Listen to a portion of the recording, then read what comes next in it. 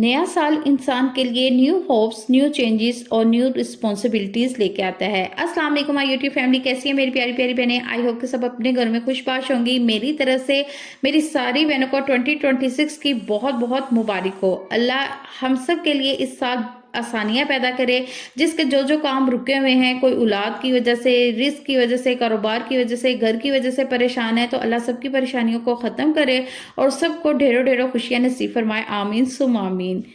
आज के व्लॉग में मैं अपनी डेली रूटीन शेयर करने के साथ साथ आपके साथ 2026 में अपनी लाइफ को कैसे प्रोडक्टिव बनाएं, इसकी कुछ टिप्स शेयर करूंगी और साथ ही साथ ना बड़ी मज़ेदार सी रेसिपी भी शेयर करने जा रही हूँ, जो कि अरेबिक रेसिपी है, खब्सा राइस। उसकी रेसिपी आपके साथ शेयर करूंगी क्योंकि आजकल 2-4 दिनों से जो बारिश वाला मौसम हो रहा है ना, ऐसे मौसम में बच्चे घर पे हों और ऐसे खास किस्म के गर्मा गर्म खाने ना हो जो खाने के साथ साथ देखने में भी अच्छे लगे, तो मौसम के साथ साथ ऐसे खानों को खाकर भी मज़ा ही आ जाता है। ज़रूरी नहीं कि ऐसा खाना सिर्फ मेहमानों के लिए ही बनाया जाए, आप अपनी फैमिली के लिए भी ऐसा खाना बनाकर तरीफे वसूल कर सकती है।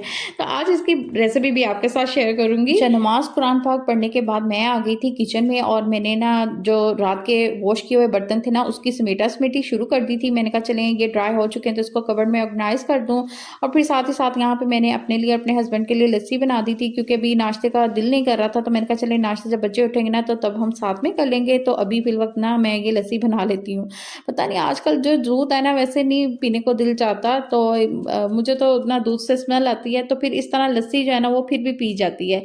तो आज मैंने ना कुछ मंगवाई थी वेजिटेबल जो थी वो फिनिश हुई थी, तो मैंने कहा चले मार्केट से ना मंडी से मंगवा लेती हूँ। तो आजकल कुछ चीज़ें बहुत ही कम रेट में, ये 100 रुपीज़ के जो ना ये 5 केजी आलू हमें मिल गए थे जी मंडी से। और इसके अलावा शिमला मिर्च थी, साथ में शलजम मैंने मंगवाए थे और बंद गोभी थी, गाजर थी। क्योंकि ये इसलिए मैंने मंगवाए थे कि आज मेरा ना कुछ चाइनीज़ खाने को भी दिल चाह रहा था, तो मैंने कहा चले या तो चाइनीज़ बना लेंगे या फिर कुछ और देख लेंगे, बच्चों से पूछ लूँगी भाई क्या खाना है। अदरक लहसुन ख़त्म हुआ था, टमाटर ख़त्म हुए थे, तो ये सारे ना बहुत ही मुनासिब रेट में मंडी से मिल गए थे। इसलिए आपने जब भी सब्जियाँ खरीदनी हो ना तो आप मंडी की तरफ जाया करें। और जो ये आते हैं ना स्ट्रीट में ये बेचने वाले सब्जी, या आप की सोसाइटी में कोई बैठा होता है सब्जी वाला, तो वो बहुत महंगी देते हैं। तो इस तरह से ना काफ़ी फ़र्क पड़ जाता है और आपकी बचत भी थोड़ी बहुत हो जाती है। हर इंसान ने कोई ना कोई प्लान आने वाले साल के लिए ज़रूर सोच के रखा होता है, चाहे वो स्टडी की तरफ से हो, अपने कैरियर की तरफ से हो, अपने पर्सनल लाइफ की तरफ से हो। कुछ ना कुछ तो इंसान ज़रूर सोचता है ना कि आने वाले साल में हम ये काम करेंगे, ये काम करेंगे। जब आप सोच लेते हैं ना तो फिर बस क्या है, आपने मेहनत करनी है। और मेहनत करने के लिए हमें सबसे पहले तो टाइम टेबल बनाना है कि हमने अपने वक्त को ज़ाया नहीं होने देना। क्योंकि वक्त जो है ना वो अल्लाह की बहुत बड़ी नेमत है। अगर हम अपने वक्त का सही इस्तेमाल करेंगे तो कम वक्त में ज़्यादा काम कर सकते हैं और ज़्यादा जल्दी कामयाब हो सकते हैं। सबसे पहले आपने अपने अंदर जो लेजीनेस है ना, जो सुस्ती है, उसको ख़त्म करना है, जो कि प्रोडक्टिव लाइफ की जो है बेस है। उसके बाद आपने जो अपने अंदर जो नेगेटिव जो सोचें हमारे ज़हनों में चल रही होती है ना दूसरों के बारे में, उसको ख़त्म करना है। उसको सोचकर हमने अपना वक्त बर्बाद नहीं करना। हमने फोकस करना है कि हमारा मकसद क्या है, हमने कामयाब कैसे होना है। आपने उस बात को ज़्यादा फोकस करना है और आसपास की बातों को जो है ना उसको निगलेक्ट करना है। अच्छा, मंदी राइस के साथ ना मैं साथ में चिकन रोस्ट कर रही हूँ, तो इसके लिए मैं ना चिकन को स्पाइस जो है उसके साथ मैरिनेट कर लूँगी, जिसमें नमक है, सूखा धनिया है, सुर्ख मिर्च है, सिरका, सोया सॉस और बस यही चीज़ें हैं जो मैंने, और थोड़ा सा मैंने गरम मसाला भी डाला था। ये सारी चीज़ें डालकर मैंने इसको अच्छी तरह से मिक्स कर लिया था। यहाँ पे मैंने थोड़ा सा ना ज़्यादा रंग जो होता है ना उसको पानी में मिक्स करके तो ये भी लगा दिया था। इससे ये कि चिकन का कलर बड़ा अच्छा आ जाता है। और फिर इसको अच्छी तरह से मिक्स करके तो मैंने इसको पकने के लिए रख दिया था और थोड़ा सा पानी भी डाल दिया था ताकि ये अच्छी तरह से ना गल जाए। इंसान की अच्छी सोच और अच्छी हैबिट्स भी ना इंसान को कामयाबी के करीब ले जाती हैं। जल्दी सोना, जल्दी उठना और अपना टाइम पे जो स्टडी करना और थोड़ी सी ना हल्की फुल्की सी वॉक भी ज़रूर कर लेनी चाहिए। और मोबाइल फ़ोन का ना जो गैर ज़रूरी इस्तेमाल है ना, इससे बचना चाहिए। ये आपके टाइम को बहुत ज़्यादा ज़ाया करता है। आप मोबाइल पकड़ लेना तो फिर आपको नहीं पता चलता कि आपका 1 घंटा जो है ना किस तरह से गुजर गया है और आपका काफ़ी काम जो है ना वो पीछे रह गया है। وہ کہتے ہیں نا کہ سیکھنے کا عمل کبھی بھی نہیں رکنا چاہیے. اگر آپ نے کامیاب ہونا ہے اور آپ سمجھتے ہیں کہ بھئی مجھے تو سارا کچھ آتا ہے، تو کوئی بھی انسان جو ہے نا وہ پرفیکٹ نہیں ہوتا، تو اسے کچھ نہ کچھ سیکھنے کی ضرورت ضرور ہوتی ہے. چاہے وہ آج کل آن لائن کام کرنا ہو تو اس کے لیے آپ نے یہ نہیں کہ آپ نے سیکھ لیا ہے، بلکہ آپ اس کام کو جتنا کریں گے نا اتنے ہی آپ کو سیکھنے کے موقع بھی ملیں گے. اس کے علاوہ کوئی سکلز ہے جو انسان کہتا ہے کہ چلے میں اس ایج میں کیوں سیکھوں. بھئی ایج کا اس میں کوئی بھی نہیں افیکٹ ہوتا. آپ نے اگر سیکھنا ہے نا تو آپ نے ایج کو نہیں دیکھنا کہ بھئی میں اس ایج میں یہ کام کر رہی ہوں، پتہ نہیں مجھے اچھا بھی لگے گا کہ نہیں.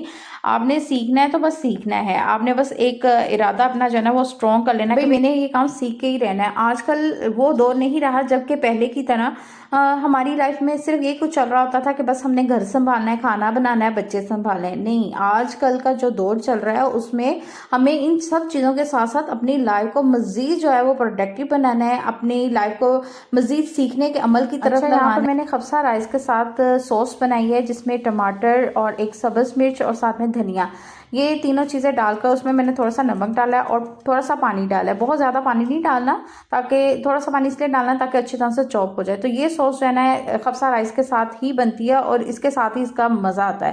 تو یہاں پر چکن بھی ساتھ ساتھ میں چیک کر رہی تھی، اس میں تھوڑا سا پانی تھا. تو یہاں پہ اب میں خبسہ رائس بنا رہی ہوں جس میں نے آئل لے لیا ہے اور تقریباً 1 کلو کے قریب یہ رائس تھے.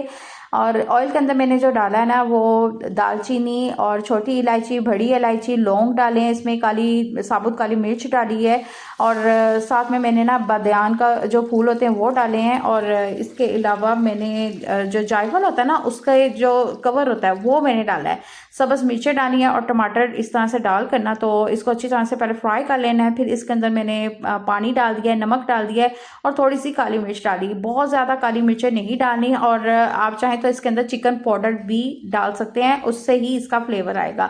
تو چکن پاؤڈر کا بھی آپ نے اس میں استعمال کرنا ہے، اور اگر وہ نہیں ہے تو آپ اس میں چکن کیوب کا استعمال کر سکتی ہیں. تو یہاں پر مسالہ اچھی طرح سے بن چکا تھا اور پانی بھی بوائل ہو چکا تھا. رائس سے میں نے اس کے اندر ڈال دیے ہیں اور چکن میں نے کیا کیا، چکن جب اچھی طرح سے گل گیا نا تو میں نے کہا زیادہ گھی ویسٹ کرنے کی ضرورت نہیں. اس میں نے تقریباً 1 چمچ جو ہے نا وہ گھی ڈال کر تو اسی میں نے نا ہلکی آنچ پر رکھ دیا تھا. تو بڑا اچھا فرائی ہو گیا تھا اور اتنا ٹیسٹی، اتنا مزے کا بنا تھا نا.